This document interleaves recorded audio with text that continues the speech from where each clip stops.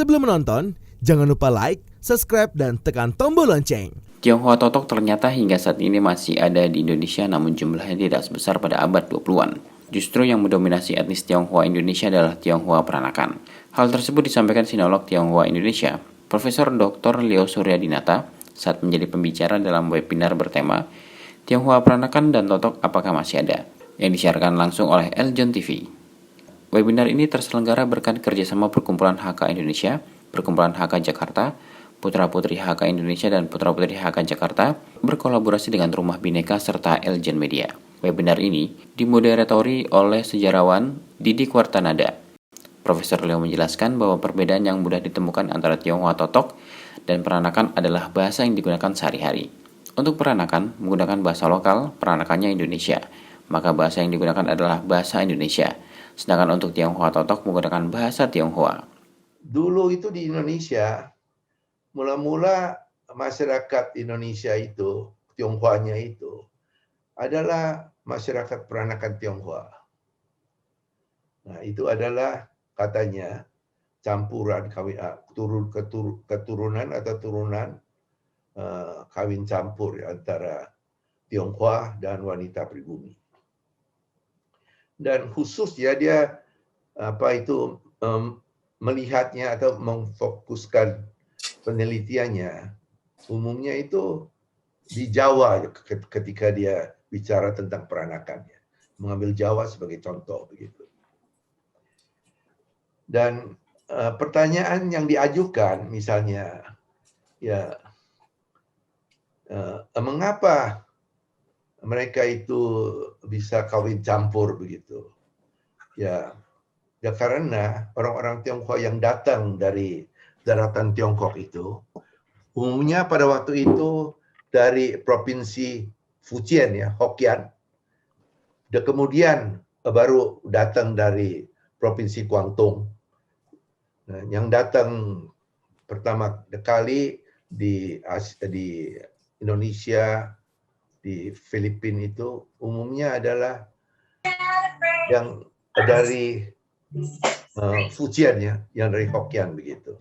Jadinya yang laki-laki saja datang, ya, yang wanita aja itu umumnya itu ditinggal di kampung halaman. Dan karena setelah ini selainnya ada hubungannya dengan adat istiadat, juga pada waktu itu transportasi sukar sekali ya, bahkan berbulan-bulan itu dari Tiongkok Selatan baru bisa tiba ke Jawa begitu. Oleh karena itu, nah ini pria-pria Tionghoa yang dari Hokkien ini, Fujian ini, akhirnya ketika sampai ke Hindia Belanda atau sebelumnya ke Nusantara, mereka itu kawin dengan wanita lokal, pribumi, dan kemudian mereka mendirikan rumah tangga sendiri.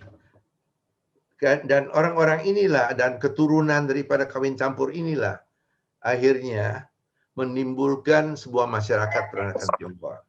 Dalam masyarakat peranakan Tionghoa itu yang penting ini adalah mereka ini mempunyai ciri-ciri yang berlainan daripada Tionghoa yang di daratan Tiongkok ya.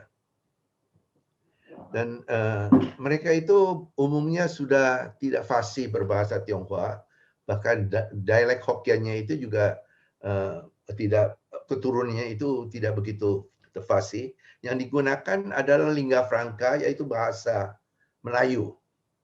Nah, bahasa Melayu kemudian menjadi bahasa yang utama digunakan oleh orang-orang peranakan di rumah tangga begitu. Ya. Dan yang juga penting, nah ini kebudayaan peranakan ini sudah berbeda juga ya. Ya, mereka itu adalah campuran daripada kebudayaan Tionghoa dan lokal begitu. Dan identitasnya juga mulai berubah begitu.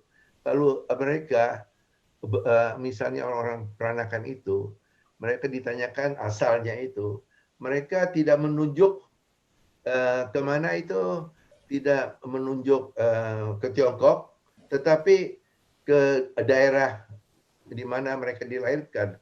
Misalnya, oh saya ini peranakan mana nih? Peranakan Surabaya, peranakan Banjarmasin, dan sebagainya begitu. Dalam pemaparannya, Leo menceritakan asal-usul munculnya Tionghoa peranakan dan totok di Indonesia. Abad 19 menjadi awal datangnya orang Tionghoa ke Indonesia. Pada masa itu, yang berlayar ke Nusantara adalah kaum laki-laki lapisan bawah, yakni para pedagang yang buta aksara. Pertama yang datang adalah para pedagang dari Provinsi Fujian, kemudian disusul dari Provinsi Guangdong. Mereka datang tanpa membawa istri maupun keluarga. Kedatangan mereka ke Nusantara tidaklah mudah, karena harus menunggu lama kapal yang datang, begitupun sebaliknya jika harus balik ke Tiongkok. Akibatnya orang Tionghoa ini harus menetap lama dan terjadi kawin campur dengan wanita lokal, hingga melahirkan keturunan dari kawin campur yang disebut sebagai peranakan Tionghoa. Tapi situasi itu berubah setelah abad ke-20 ya. Ke abad ke-20 ketika itu Tiongkok itu mulai membuka pintu, dan dulunya kan Tionghoa itu dilarang untuk merantau. Sekarang itu setelah tahun 1893 itu mereka itu membuka pintu. Jadi banyak orang-orang Tionghoa yang dari Tiongkok itu merantau datang ke Nusantara. Dan orang-orang ini umumnya juga membawa keluarganya, istrinya. Nah, mereka dilahirkan di Tiongkok, masih berbahasa Tionghoa, dan mereka nggak seperti yang dulu itu. Mereka sudah sampai ke Indonesia itu karena jumlahnya besar juga, dan budayanya itu agak berlainan. Dan mereka itu mendirikan sebuah masyarakat sendiri, dan masyarakat sendiri itu kemudian dikenal sebagai masyarakat Totok Tionghoa. Totok. Nah, Totok juga kadang-kadang disebut sebagai Sinke, yaitu Singke. Nah, nanti saya menjelaskan lebih lanjut tentang istilah. Sementara itu untuk Tionghoa Totok, baru ada ketika pemerintah Tiongkok membuka pintu untuk merantau pada 1923 termasuk ke Nusantara. Kedatangan mereka membawa keluarga dan istrinya sehingga kebahasannya masih Tionghoa asli dan berkumpul. Kelompok ini biasanya disebut Singke, yang cenderung memiliki konotasi yang buruk. Masyarakat Totok ini kemudian mendirikan sekolah Tionghoa yang kemudian membuat peranakan juga turut belajar di sana. Dari paparan yang disampaikan Profesor Leo, dapat disimpulkan Tionghoa peranakan dan Totok hingga saat ini masih ada. Ketua Putra-Putri HK Indonesia Jerry Suwanto mengucapkan terima kasih kepada semua pihak yang membantu terselenggaranya webinar ini. Diharapkan webinar ini dapat membantu pemahaman kepada warga Tionghoa Indonesia, khususnya generasi muda terhadap sejarah etnis Tionghoa di Indonesia. Saya kira acara seperti ini memang perlu terus digalakkan karena khususnya untuk kaum generasi muda, ini ada satu bagian sejarah ya yang memang kadang-kadang kita tidak bisa mendapatkan karena peranan orang Tionghoa, baik maupun yang Totok atau yang tidak, itu banyak sekali yang disembunyikan dari sejarah di Indonesia. Bahkan kita sekolah, kita kuliah dari SD sampai kuliah pun banyak hal ya yang ditutup-tutupi, bahkan didistorsikan. Jadi saya sangat suka sekali mengikuti beberapa acara Zoom yang saya ikuti di Rumah Bhinneka, itu sangat menambah wawasan saya.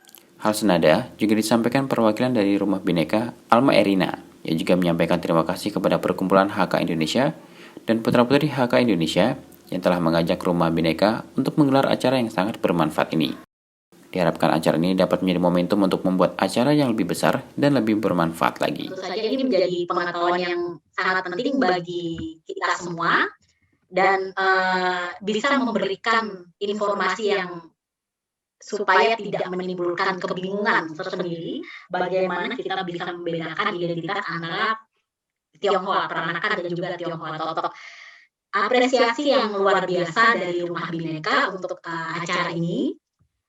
Tentu saja harapannya adalah yang lebih penting bagaimana kita bisa mengelaborasi dan juga bisa meleburkan diri menjadi Tionghoa Indonesia. sebagai penutupnya, tidak berpanjang-panjang supaya waktunya juga cukup, kami dari Rumah Bhinneka siap untuk melanjutkan kolaborasi yang lebih kuat lagi sampai masa mendatang. Tim Eljen Media melaporkan.